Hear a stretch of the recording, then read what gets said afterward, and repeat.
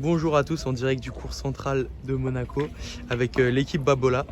Alors tout d'abord monsieur Babola, est-ce que vous avez déjà vu un cours de paddle comme celui-ci? Ah non, c'est extraordinaire ce cours devant la Méditerranée, devant le casino de Monte Carlo. C'est extraordinaire que l'APT ait organisé cet événement. Le cadre est magique, le soleil est là. Il manque que le public, mais il sera bientôt là en nombre. Alors quelle est la stratégie de Babola dans le paddle? On sait que Babola est partenaire de l'APT Paddle Tour.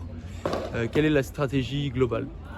Voilà, on est un acteur de l'équipement des amoureux du paddle, quel que soit leur niveau, ceux qui débutent ou les professionnels, et c'est le cas des joueurs de l'APT qu'on accompagne partout sur la planète, là où ce sport est déjà fort et là où il se développe fortement, c'est-à-dire presque partout. Donc nous avons aussi Fred, directeur du développement chez Babola. Alors quelles nouveautés on va avoir dans les prochains mois, dans les prochaines années, peut-être de nouveaux partenariats? Aujourd'hui, la grosse nouveauté, on l'a sorti cette année, justement en 2021. On a reconsidéré toute la typologie des joueurs.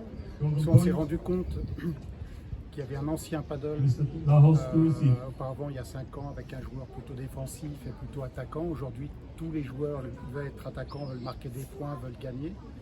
Et je pense que c'est plus honorifique pour un joueur de dire que c'est un attaquant, c'est comme le ballon d'or en football, non? En fin de compte, ce sont que les attaquants et les milieux de terrain qui gagnent.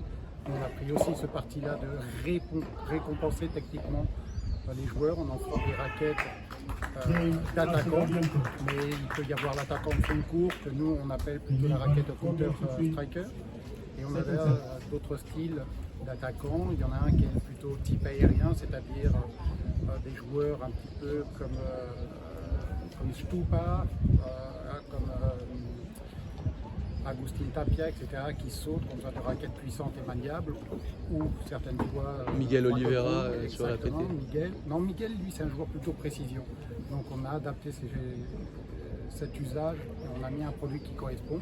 Et on a aussi le joueur un petit peu puissant, mais qui cherche aussi de la précision, des balles rapides, mais dans les coins, type Miguel Oliveira, où on a une raquette qui s'appelle Technical. Bon, après, c'est Viper pour les joueurs de compétition, Veron pour les joueurs de compétition, mais pas haute compétition, et Virtuo qui sont des raquettes accessibles à tout le monde. Alors, on voit que l'APT se développe énormément. L'année prochaine, de nombreuses annonces. Certaines ont déjà été faites, comme l'augmentation du prize money. Est-ce que l'APT Paddle Tour va vraiment devenir le circuit de référence dans le paddle professionnel?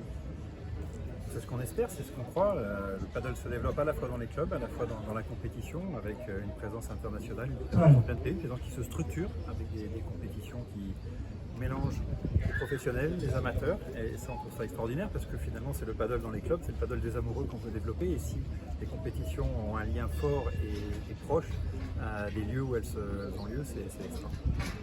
Je vous remercie messieurs et on va continuer de profiter de cette magnifique demi-finale parce que là le deuxième set est assez chaud.